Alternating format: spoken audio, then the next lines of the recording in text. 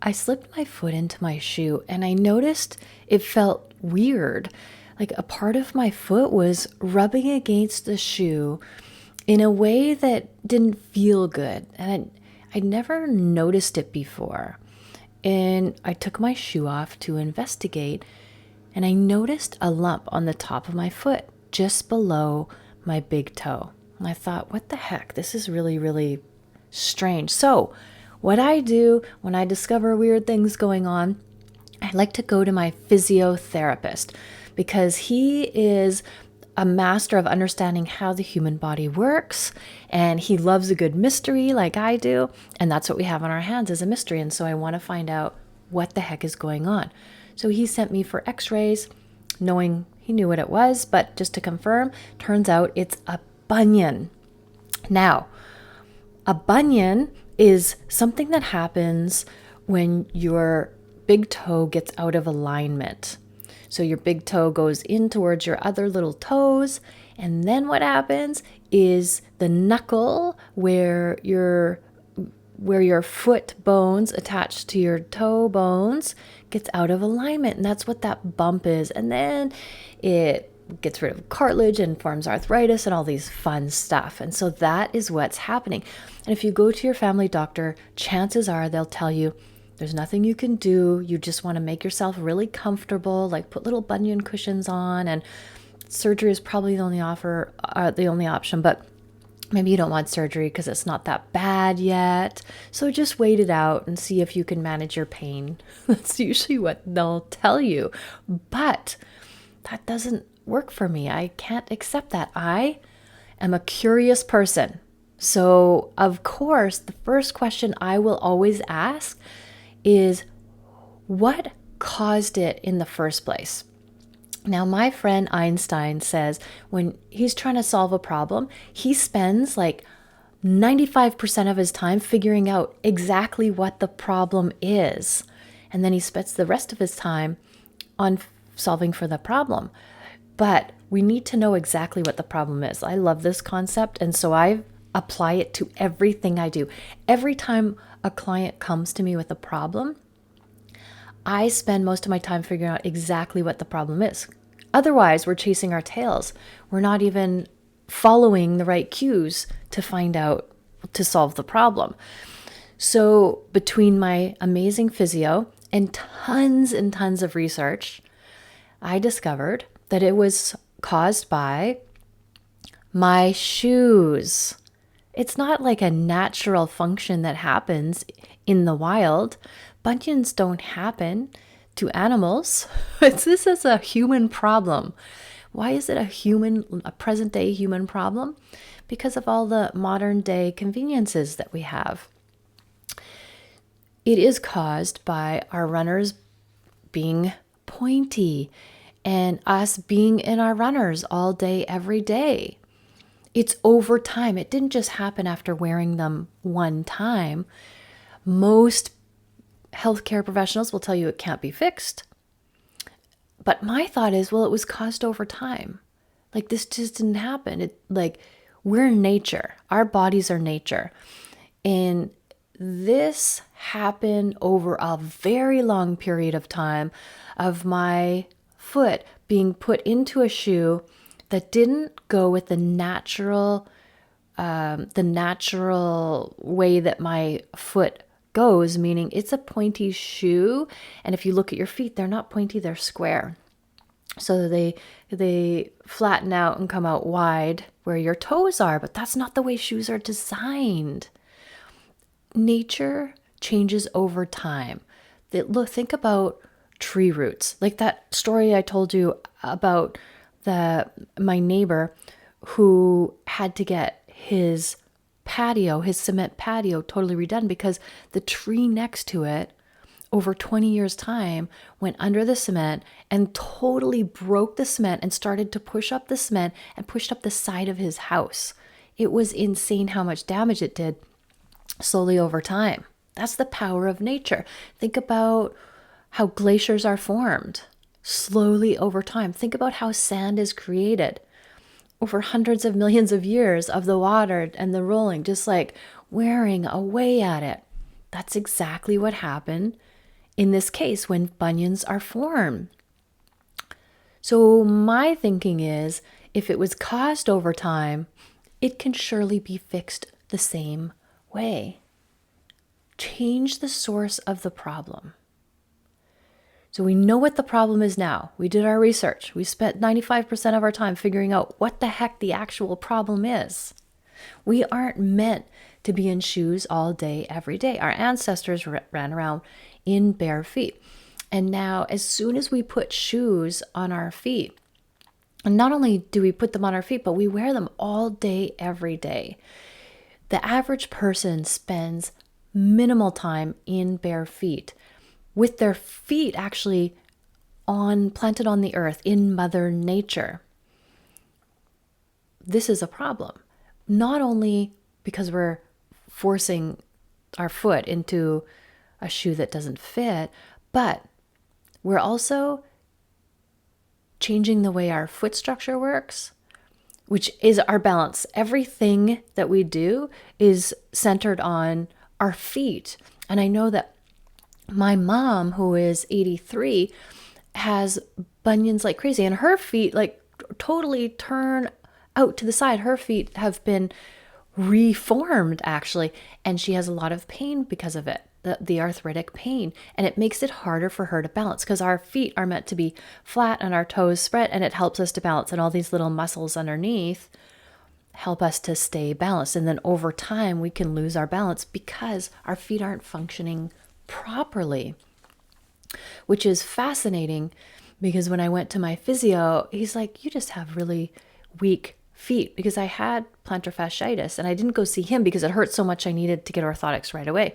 And when he saw my orthotics, he was thoroughly insulted because he's like, that's not the answer. The answer is the muscles in your feet. The muscles in your feet are not working properly because of shoes. They don't have to. But he gives me all these exercises to do to build up the muscles so that my feet can do what they're designed to do. When we put them in shoes all day, they get lazy. And they pretty much don't have to do the work that they're supposed to do. The shoe does all the work, which causes these problems. And also, everything is energy. We are energy. The earth is energy. The universe is energy. Every single thing, trees are energy, rocks are energy. And when we put shoes on that have rubber on the bottom, we're disconnected from the energy of Mother Earth, Pachamama. There's so many reasons that shoes are a problem. But if we just stick to the shoe one, I could go off, but I just want to say that the whole point of this is that nature, because remember, we are nature. You want to understand what nature is. It's cause and effect. Cause and effect. Nature's job is just balancing stuff out. And our body is nature. And so our body just always wants to balance stuff out. Like in midlife, when our hormones change, our body is trying to figure out how to balance it out and how to fix it. That's what it does. Nothing's gone wrong, just cause and effect. So anything that goes wrong in our body is also cause and effect. And so if we're smart like Einstein, we'd be like, okay, what's the problem? What's the cause of this?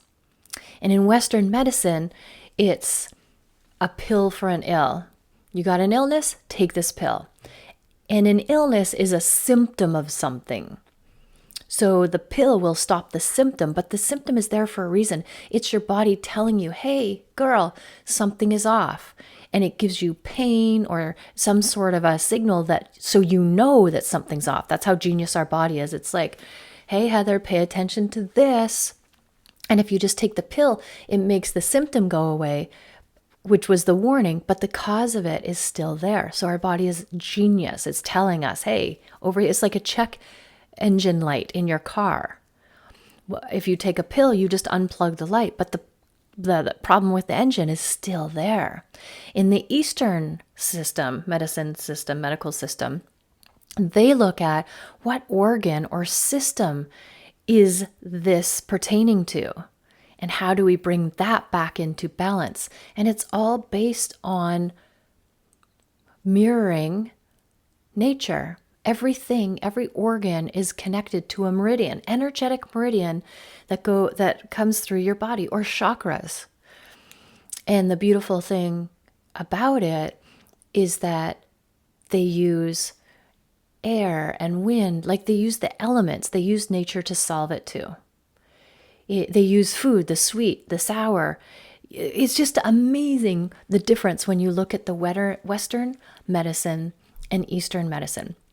And this is why what I do is based on Eastern medicine. When I took my energy healing training, it was a 3-year program.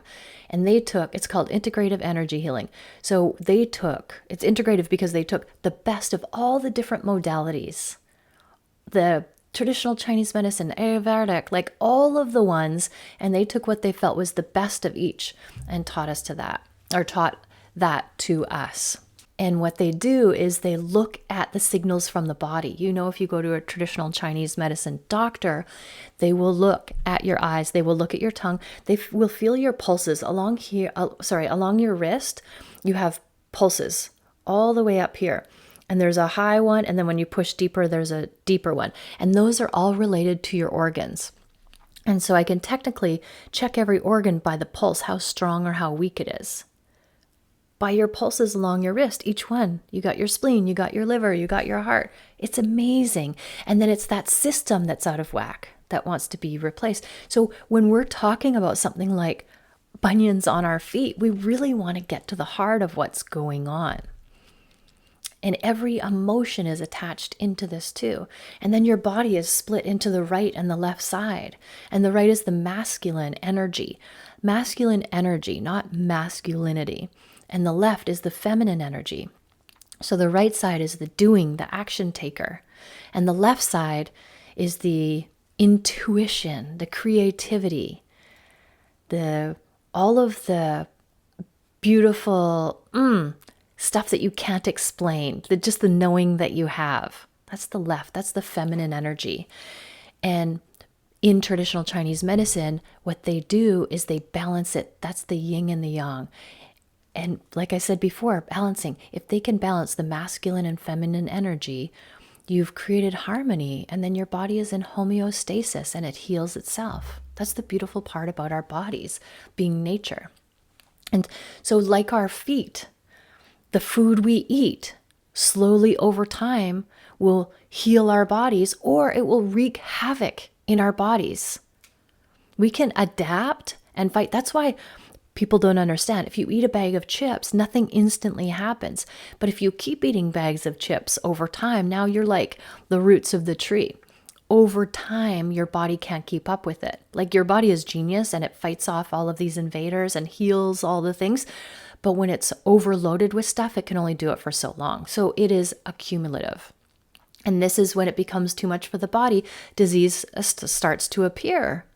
But it's been building over time. Most people don't realize how unwell they are because that's their everyday. But when they start to eat clean, whole foods and their body starts to heal itself, then if they go off of that, bam, all of a sudden they feel horrible after eating foods like that. But they never noticed it before because that was the norm. And that's how most of North America is. Our bodies are mind-blowing.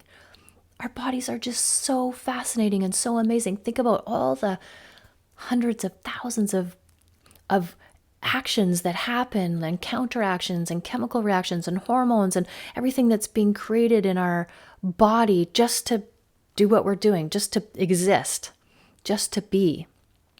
And the fact that it can heal itself is just amazing.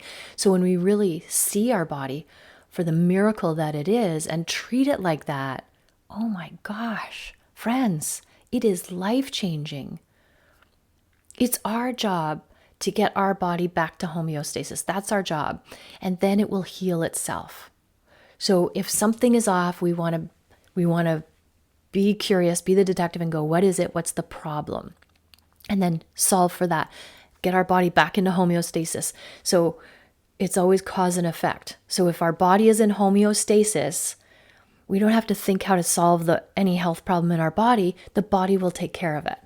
Our concern is, how do I get my body back to homeostasis? And remember, if it's out of homeostasis, it's one of two things.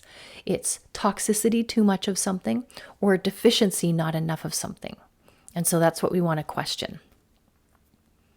Our body is designed to heal itself. So it's our job to figure out the actual problem. We want to spend 90% of our time and energy on figuring out what the actual problem is, what the root cause is. That is your mission. That is what I'm challenging you to do. That's how you're going to have an amazing life and be super healthy, is when you are proactive and you take your health into your own hands. You'll always find a way to solve it. Always, always, always. No matter what anybody tells me, no matter what professional doctor, I know that there's a natural solution for this. I know it because the answer is always in nature. And if anything is off, I've just gone off course. I just deviated from nature's intention. That's all it is. And when I get back to it, everything solves itself. Think about how much we eat every single day. So do you think our food plays a major role in our health? Heck, yes. Look at our food supply and how much it's changed over the years. It's insane. It's all just junk food. It's all processed chemicals. The crazy part is that I eat whole, clean foods, and people think I'm weird because I'm just eating oranges and apples and sweet potatoes and bananas and broccoli. Well, how am I the strange one? I'm eating real food. If you look at the ingredient, all you have to do is look at the ingredient label. And if you know what those foods are and they're actual foods, not a problem. And if it isn't just whole, clean foods, then you shouldn't be eating that. And the best things to eat are things without a label. An apple is an apple. And of course, there's the clean 15 and the dirty dozen, meaning because of all the pesticides, even in organic foods, there's an amount of pesticides. But if you're not buying organic foods, there's the clean 15, which are ones that are less prone to absorb the pesticides and ones that are more prone. So the clean 15, if you're not eating organic, choose these, like things that you have to peel. The dirty dozen, if you can't buy them organic, stay away from them. They need to be organic because they absorb all the pesticides that they're grown with, all the chemicals that are designed to kill the bugs that are also harmful for us, but they're at such a small level, but we eat it. Like if we just eat one apple with a little bit of pesticides, it's not bad. But when we eat hundreds of apples with pesticides, that's when it becomes accumulative. Modern day disease, look at that and how much it's changed over the years. The two are related. Our food supply and disease. They just go, the graph goes like this. They run parallel to each other as they go up and up and up. Today's food industry is designed to be highly addictive. The food industry has scientists who it's their only job to spend time getting that like taste factor, the yum factor they call it. How much sugar and fat and salt can we add so that it's yummy that you just get addicted and want more? And they push it. And if they have too much, then it's like, ooh, too much. But how much is the perfect amount to make you want more? We just want you to buy more because that's what they're concerned about, is you buying more of their product, not how healthy you are or how sick it makes you. They don't care. They don't care. That's not their problem. They just want to stuff their pockets full of your money. But it's your decision. You get to say yes or no. That's why it's so important. Every bite you take matters.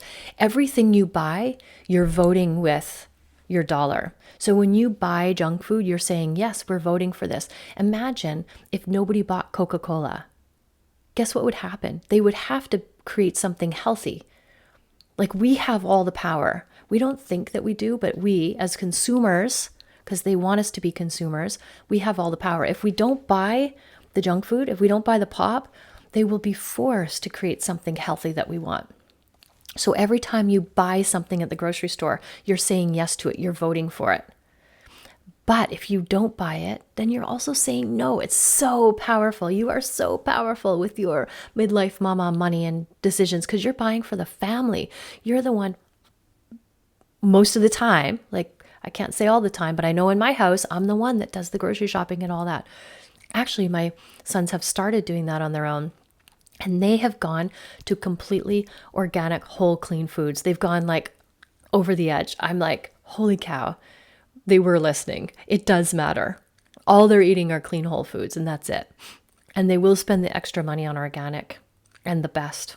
And it's like, yes, makes me feel so good because I know they're going to be fine because they know it's cause and effect and they know it's their choice and they're choosing smart. So this is like the best thing ever as a mom, right? Look at social media. It's highly addictive as well. Social media is designed to gather our attention. They want our attention. That's the biggest thing that all of these companies want is our attention.